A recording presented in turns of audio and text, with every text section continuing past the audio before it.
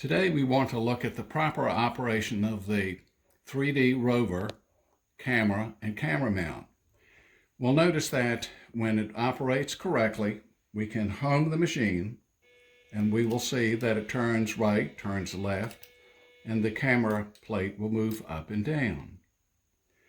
Now, we'll move on to some of the issues where the camera mount does not rotate or doesn't move up and down, or it moves in one position and stops.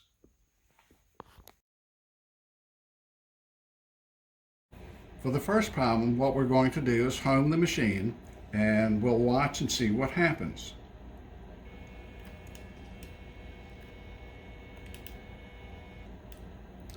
Notice that the top camera mount stopped in motion. It did not return to the center position.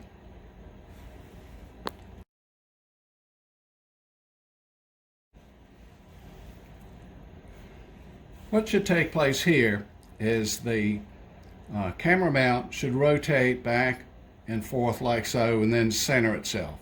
When it goes to one direction and stops, that's a limit switch issue.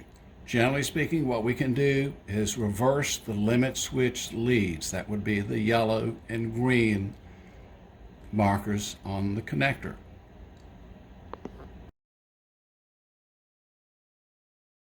All right, this is the top limit switch connector here with the yellow and the green.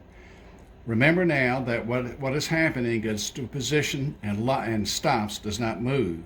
So what we want to do is we want to reverse the yellow and green positions.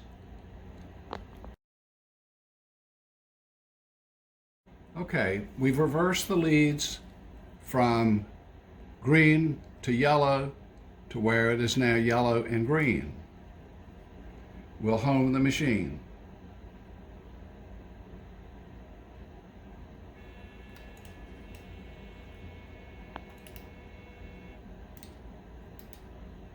And that seems to have solved our problem.